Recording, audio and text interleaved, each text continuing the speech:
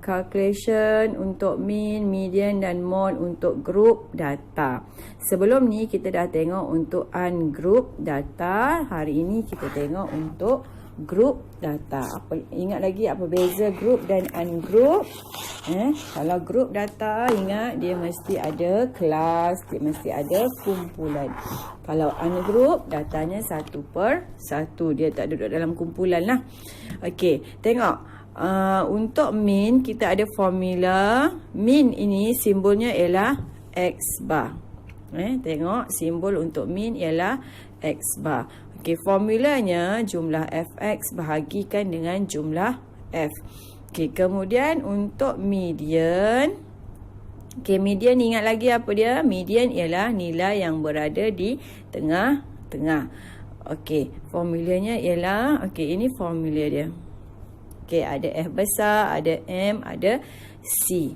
Okey, nanti kita tengoklah yang berikutnya apa dia maksud di setiap simbol. Okey, kemudian kita tengok untuk mode.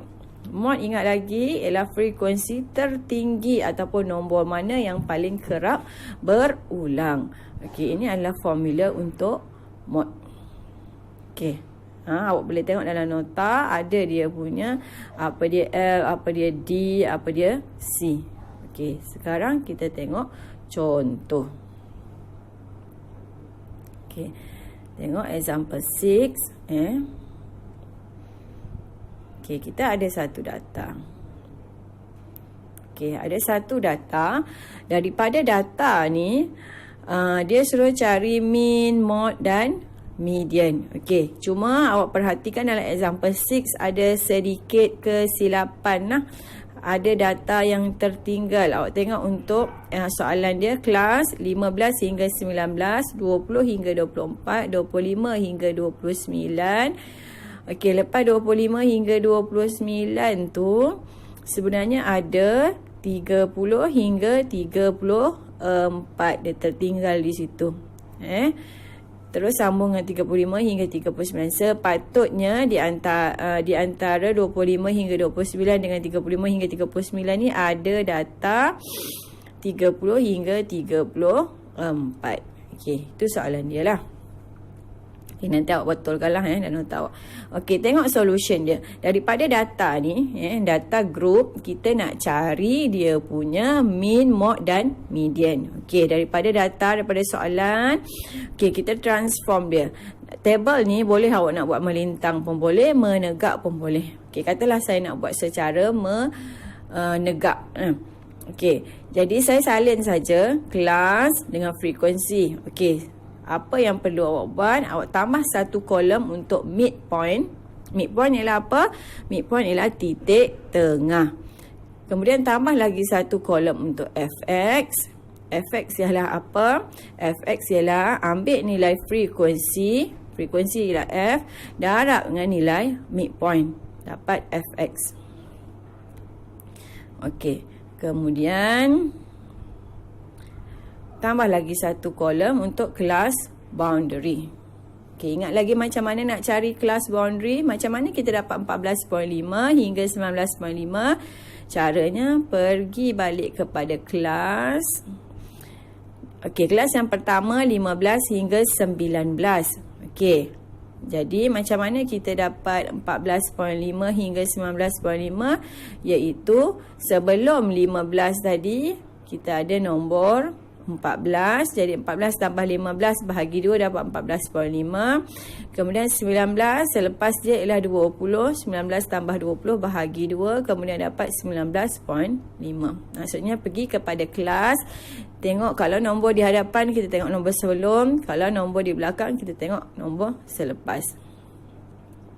Okey, macam mana kita dapat 19.5 hingga 24.5? Okey, sebab kalau kita tengok pada kelas yang depan ni nombor 20. Jadi sebelumnya ialah nombor 19. 19 tambah 20 bahagi 2 dapat 19.5. Okey, di hujung kelas itu 24. 24 tambah 25 bahagi 2 dapat 24.5. Sama juga. Kenapa kita dapat 24.5 hingga 29.5? Kerana kalau kita tengok dalam kelas 25 sebelum dia 24. 24 tambah 25 bahagi 2 dapat 24.5. Kalau kita tengok 29 selepasnya ialah 30. 29 tambah 30 bahagi 2 dapat 29.5. Okey. Okey, jadi untuk menjawab soalan ini, tambah kolom untuk midpoint, tambah kolom untuk fx, tambah kolom untuk kelas boundary. Okey, kemudian carilah total untuk f, cari total untuk fx. Okey, macam mana nak cari fx? Frekuensi darab dengan midpoint. Macam mana nak cari midpoint? Midpoint ialah nilai titik tengah. Macam mana nak cari nilai titik tengah? Macam mana dapat 17? 15 tambah 19 bahagi 2 dapat 17. 20 tambah 24 bahagi 2 dapat 22. 25 tambah 29 bahagi 2 dapat 27. Okey, kita bina table dulu. Okey, kemudian bila table dah selesai, baru kita selesaikan ni. Okey, yang pertama nak cari apa? Nak cari mean. Okey, formula untuk mean ialah jumlah fx dibahagikan dengan jumlah f. Okey, sebab itu kita tengok balik. Kita dah kira fx tadi. Kita ambil jumlah dia. Jumlah dia ialah 713. Kita ambil jumlah frekuensi 24. Okey, sebab tu formula dia ialah jumlah fx bahagi dengan jumlah f, iaitu 713 bahagi dengan 24, kita dapat min sebanyak 29.7. Okey, boleh untuk min. Okey, kita pergi kepada untuk mod. Okey, mod, kita ada table tadi. Okey, ni kita nak cari mod Okey, untuk mod. Sebelum kita buat, perkara pertama yang kita kena buat ialah kita kena cari kelas mod itu di mana. Okey, kenapa kita highlightkan warna kuning? Kita highlightkan warna kuning tu bermaksud di situ ialah duduknya kelas mod. Macam mana kita tahu dia ialah kelas mod? Sebab mod, ingat lagi apa? Mod ialah frekuensi yang paling tinggi. Jadi pergi kepada kolom frekuensi, tengok nombor yang paling tinggi. Okey, sekarang nombor yang paling tinggi kita ialah 7. Jadi kelas yang terlibat dengan dia itu kita panggil sebagai kelas mod. Jadi ini ialah kelas mod. Kita highlight lah sikit lah. Kita kenal pasti dia sebagai kelas mod. Okey, kemudian kita masuk, kita tengok formula dia. Okey, ini formula dia. Okey, M mod sama dengan LM tambah dengan D1 per dengan D1 tambah D2 darabkan dengan C. Okey, kita tengok apa dia LM. Okey, LM ialah lower boundary of mod class. Okey, macam mana kita dapat 29.5? Okey, sebab kita pergi balik kepada table kita tadi.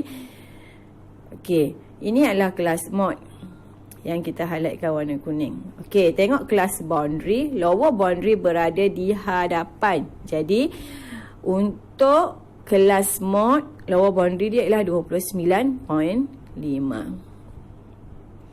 Okey. Kemudian kita pergi kepada D1. D1 ialah beza frekuensi kelas mod. Okey, frekuensi kelas mod kita 7 dengan frekuensi kelas sebelum. Okey, frekuensi kelas sebelum berapa? Frekuensi kelas sebelum ialah 6. Okey, itulah D1. Jadi 7 tolak 6 lah. Kemudian D2 ialah apa? Beza frekuensi kelas mod dengan kelas selepas. Jadi 7 frekuensi kelas mod, frekuensi kelas selepas ialah 5. Jadi 7 tolak 5 sama dengan 2. Okey, C. Apa dia C? C ialah nilai kelas kita, saiz kelas kita. Macam mana nak cari saiz kelas? Pergi kepada kelas boundary. Ambil je salah satu kelas boundary. 19.5 tolak 14.5. Ataupun ambil 24.5 tolak dengan 19.5. Okey, akan dapat 5 lah. Jangan sesekali ambil kelas. Kalau awak ambil kelas 15, okey, awak ambil 19 tolak 15. 19 tolak 15 awak akan dapat 4. Jadi si awak salah lah. Okey, nilai dah ada, masukkan dalam formula. So awak dapatlah nilai mod awak ialah 31.17. Okey, sekarang kita nak jawab soalan median. Sama juga, cuma table ni kita tambah sedikit lagi. Kita tambah cumulative frequency. Ingat lagi cara nak kira cumulative frequency? Pergi kepada kolom frequency, kita tambah-tambahkan saja. Contoh, okay, kita akan start dengan 2. Okey, tak apalah. Kemudian yang berikutnya ialah 5. Kenapa? Sebab 3 tambah 2 sama dengan 5. Okey, cumulative frequency yang berikutnya adalah 11. Macam mana dapat 11? 5 tadi ditambah dengan 6. Okey, 5 tambah 6 sama dengan 11. Okey, cumulative frequency yang berikutnya 18. Macam mana? 11 ditambah dengan 7 dapat 18. Okey. Okey, kita dah bina table. Kemudian kita terus masuk ke dalam formula.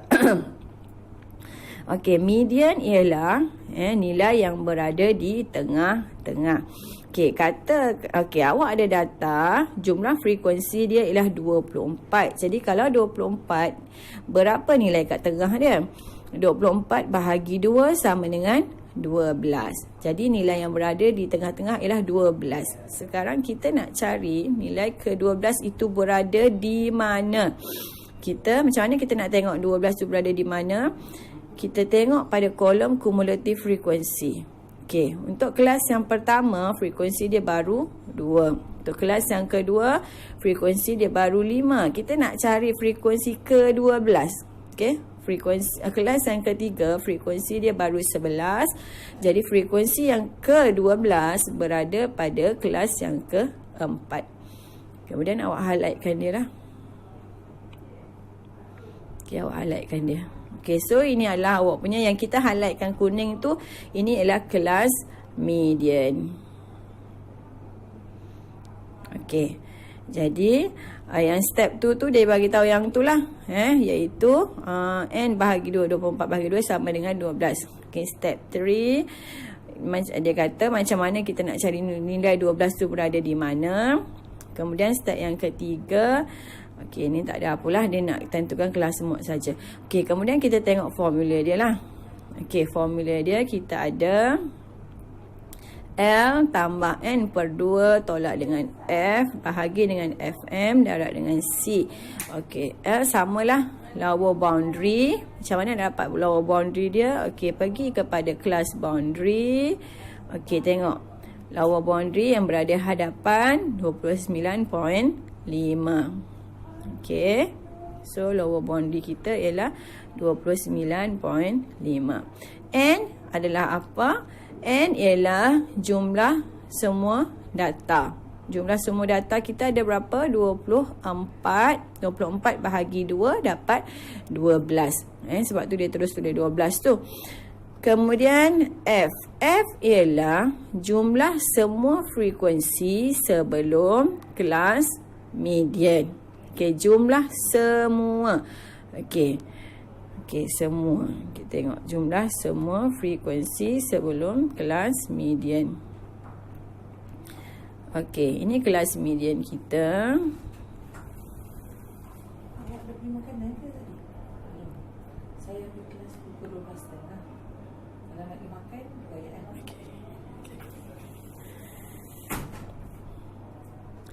Okey, kemudian kita tengok okey, tadi apa? Okey, N per 2. N sama dengan jumlah frekuensi. Frekuensi kita tadi jumlah dia 24 bahagi 2 dapat 12. F ialah jumlah semua frekuensi sebelum kelas median. Okey, jumlah semua frekuensi sebelum kelas median ialah, okey, kelas median kita tadi yang kita dah highlight warna kuning kan. Jumlah semua frekuensi dia ialah 11. yang atas daripada 18 lah. Ataupun boleh juga kita ambil daripada nilai frekuensi. Jumlah semua frekuensi ialah sebelum kelas median ialah 2 tambah 3 tambah 6. Kita akan dapat 11. Okey. Kemudian FM ialah frekuensi kelas median itu sendiri. Okey, berapa frekuensi dia? Okey, kita tengok frekuensi kelas dia sendiri ialah 7. Frekuensi kelas median ialah 7. Dan kemudian lagi satu C. Okey, C kita sama macam tadi, ambil kelas boundary, tolaklah. 19.5 tolak 14.5 ke, 24.5 tolak 19.5 ke, sama je lah. Okey, dapat jawapan, masukkan dalam formula dan kira.